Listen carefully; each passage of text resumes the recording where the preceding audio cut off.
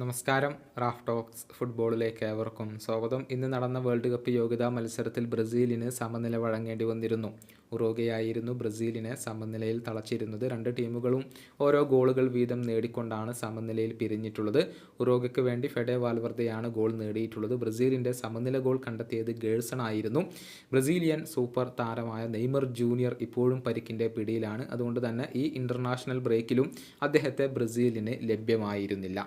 മത്സരശേഷം പത്രപ്രവർത്തകർ നെയ്മറെ miss ചെയ്യുന്നുണ്ടോ എന്ന ഒരു ചോദ്യം ബ്രസീലിൻ്റെ പരിശീലകനായ ഡൊറിവാൽ ജൂനിയറോട് ചോദിച്ചിരുന്നു.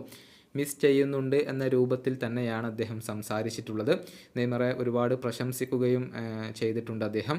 ബ്രസീൽ പരിശീലകൻ്റെ വാക്കുകൾ ഇങ്ങനെയാണ്: നെയ്മറോടുള്ള ഇഷ്ടം ഞാൻ ഒരിക്കലും മറച്ചു വെച്ചിട്ടില്ല. അദ്ദേഹത്തിൻ്റെ കഴിവ് എന്താണ് എന്നുള്ളത് നമുക്കെല്ലാവർക്കും അറിയാവുന്ന കാര്യമാണ്.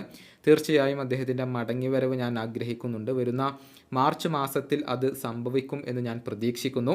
ഇത്തവണ അദ്ദേഹത്തെ വിളിക്കാതിരുന്നത് ശരിയായ തീരുമാനമായിരുന്നു. കാരണം പരിക്കിൽ നിന്നും അദ്ദേഹം പൂർണ്ണമായും മുക്തനായിരുന്നില്ല.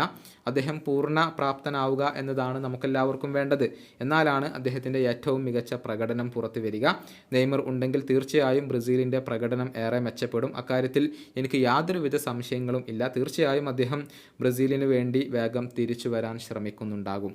ഇതാണ് ഡൊറിവാൽ ജൂനിയർ പറഞ്ഞിട്ടുള്ളത്. ഇനി നെയ്മർ ജൂനിയർ ജനുവരി മാസത്തിൽ മാത്രമാണ് തിരിച്ചെത്തുക എന്നാണ് റിപ്പോർട്ടുകൾ ചൂണ്ടിക്കാണിക്കുന്നത്.